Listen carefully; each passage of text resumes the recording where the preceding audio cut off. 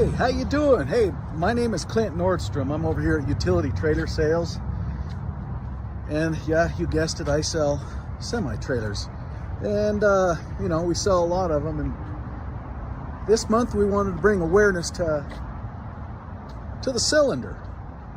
Oh, you might want to ask, why do they call me Clint Nordstrom? Well, that's because it's my name. Remember that. Oh, I love you guys. You guys are the best. Anyway, we're talking about the cylinders. We want to bring awareness to, safety, I would say, how to manage it, maintain it, properly repair it, watch out for things that could, to get away from us. So, we put together a little video for you. It might be a little long, but there's a lot to talk about. So enjoy the video. Let me know what you think.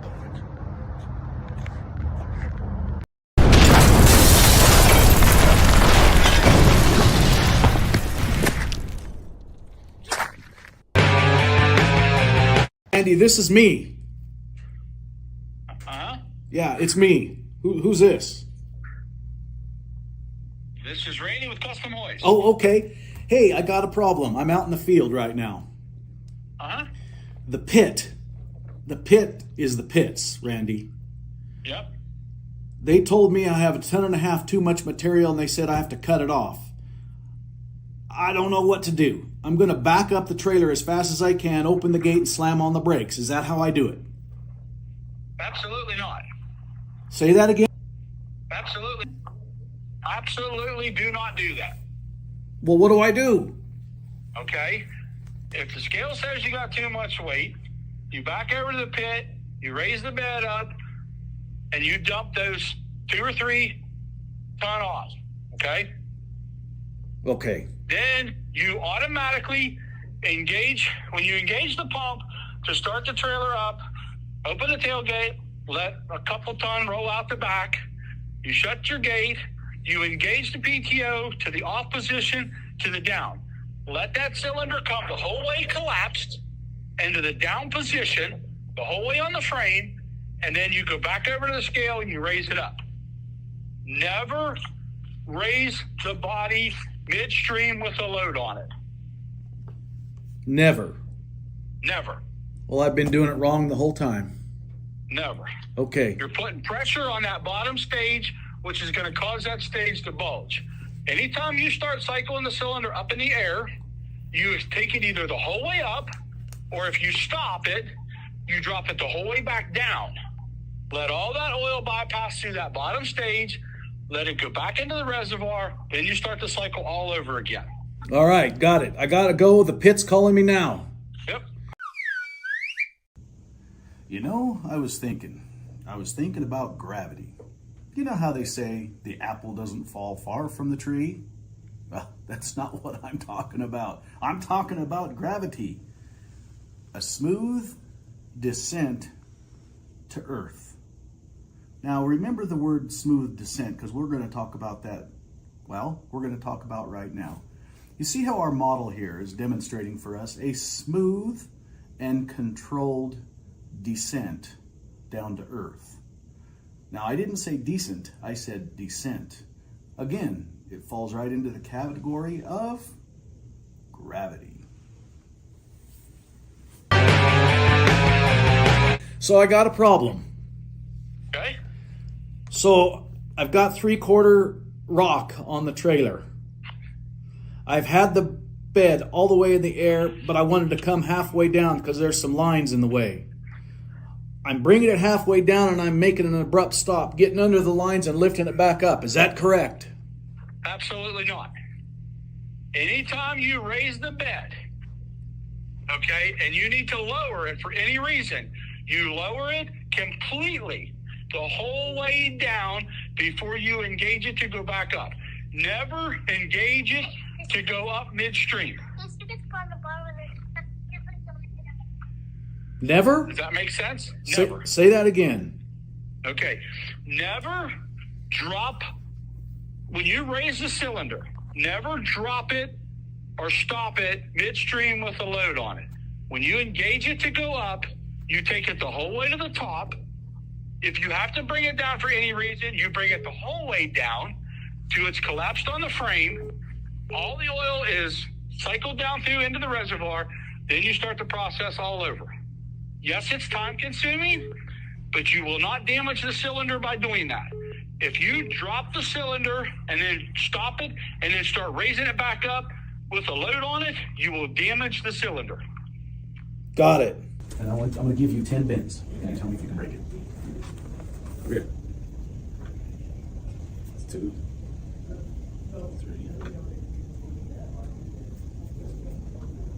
3, 5, 6, 7. Okay, 7. That's pretty good. Now we're going to give it to Kelsey and see what she can do. Okay. This is a piece of clothes hanger, and I'm going to let you bend it as many times as you want until it breaks. Patrick got 7 and he broke it. Wow. How did that happen? All right, we had a lot of fun with the wire, but this is pretty serious. We had Kelsey thinking she was some kind of a strong person. She's only 5 foot tall, and she busted that wire with one movement. Patrick, on the other hand, it took him several movements. And it's like this cylinder right here. Yeah, this is a brand new trailer, but let's say this is out for 3 years. You don't know what's going on out there. You might be the unsuspecting Kelsey. You don't know how many times this piece of wire has been bent. I might do 3 or 4 times. Might do it 5 or 6 times. I might be Kelsey and it happens in one movement. So as I'm doing this is what I did behind the scenes to Kelsey. When I handed it to her, she went home stepping in high cotton thinking that she's that tough. But just think if that was a cylinder and 10 drivers before that weakened the wire, or should I say weakened the cylinder. It could be weakened anywhere, top stage, bottom stage, the connecting points, on and on. So be cautious and be thinking of your next driver down the road who's going to be driving that truck or pulling that trailer, and think of them. So if you did make a quick movement, bring it to someone's attention to say, hey guys, let's check out the system, make sure I didn't come up with a way to risk somebody else's life. So Randy, this is me. Hey, me, how you doing? What can I do for you? Randy, we got a problem. I'm out in the field. This is a big problem. This is a big problem, Randy. Well, how can I help you? So I've got dirt in the back of the trailer. It's wet and it's stuck in the nose of the trailer, Randy. I can't get it out. So what I'm going to do is I'm going to back up as fast as I can and hit the brakes. Is that okay? Absolutely not. Well, how am I going to get it out? You got to get a shovel and dig it out. If you try to spike that cylinder and jerk that, you're going to blow the seals out. But I have a better idea. Okay? So I think that I can crank my truck pressure up to about 3,500 PSI and ram it to the top as fast as I can, and I think it'll come out. Well, it'll come out all right because you'll blow the cylinder up and it'll come down by itself. So absolutely do not do that. Those cylinders are rated at 2,000 PSI. They'll max out at 2,500, but anything above 2,500, you will destroy the seals in them. But Randy, we got another problem. My hydraulic hose says it's good to 3,000 PSI, so you're wrong. Well, I don't care what the hose says. The cylinder is rated at 2,000, maxes out at 25. So how do I test that?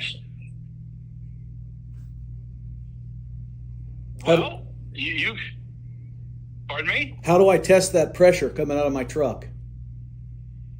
You'll have to take it to a hydraulic shop and have them put a gauge on it, a pressure gauge on it, pressure relief valve on the bottom port of the cylinder.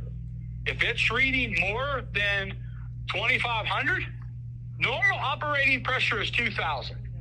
They will operate at 25. Anything above that, you will cause damage internally to the hydraulic cylinder. So you're saying I'll be making it a torpedo? Absolutely. Good morning. How are you doing today? I hope everything's going good with you. I hope you're out there in the road and you're safe, following all the traffic rules and making sure that everybody around you is safe too. Today I want to talk about the lift cylinder, the hoist. We don't talk about it a lot. I can't say that I've ever talked about it. I don't think I've ever heard anybody talk about it. You know, we talk about tire condition, brake condition, steering condition, all the safety features of a truck and a trailer. But there's these other components that are just as important, and we're going to talk about hoists. So we've got a lot to talk about hoists. I've done some research. I've learned a lot. Guess what, guys? It's Friday. It's Friday. I've got 10 loads I've got to do today. I'm on number 4. We got a long way to go, and then the weekend's here. What I don't need right now is to get the call that I just received. The scale house calls me. Driver, you're 4 ton too heavy. It's the last thing I need to do. I need to keep moving, guys. I got to move. Well, I go back to the pile. I'm looking in my mirrors. What do? I hit my valve. I come up to about the 3rd stage. I can see product flowing around my tires. I release the clutch pretty fast. A little bit too much comes out. I hit my valve and stop that trailer. Boom. I went from the 3rd stage down to the 2nd stage. What did I just do? I created a pressure spike of hydraulic fluid coming down into the lowest tube. You can call it a tube, you can call it a piston. That lowest tube is the largest tube of the stages. It's the bottom tube. That can explode. And when it does, it's a catastrophe. Now, we're only at the 3rd stage, but imagine if we did the same thing and we're at the top of the 5th stage. It's devastating. Hey Randy, this is me. Yeah, me. How can I help you? I got a solution to the problem I've had in the past. You know that head nut, how the head nut comes off. Uh-huh. We're welding the head nut on. Oh, gosh, no. Absolutely not. Okay? So, you weld that head nut on, you run that cylinder for 10 years, and all of a sudden you want to replace the seals? How do you reseal it? Do not weld the head nut solid. The head nut has adjustability in it. Okay? If the cylinder starts leaking a little bit, you can do what we call a head nut adjustment. If you weld that head nut solid, you can't adjust it. Okay, so you won't be able to do any repair. If you weld that head nut, as soon as something goes wrong with that cylinder, you might as well throw it in the scrap. You will not be able to repair it. Okay, I'm in the field now. I'll tell the boys. Alrighty. Hey guys, it's still Friday. I'm on load number 9. I got more to talk about. Guess what? Modern day creature comforts. Right now I'm sitting in a 1984 Peterbilt tractor, and I can remember driving a truck like this. You can feel every bump in the road, and the cab insulation is nothing like what it is today. The seat is not as comfortable as a 2024 Peterbilt. The creature comforts are not even close. The stereo system in the new trucks is just like a home stereo system. What I'm telling you that for is because when we're doing a maneuver, we really can't hear what's going on, and we're so comfortable, and these trucks have so much power. Not only power going forward, but the stopping power as well. Now we add to the mix automatic transmissions. I have seen time and time again these automatic transmissions, when the creeping gear is not programmed, as we back up into a tight, close maneuvering situation, I hear that throttle come up a lot. All of a sudden the truck starts to slowly move, and then it engages. Wham! We're moving backwards. Or the other way around. We want to creep forward. We throttle up a little bit. Bam! There we go. Just so happens that my trailer's up on the 4th stage when that's happening. When that happens, we're creating another crisis, a potential crisis. What do we call it? Pressure spike.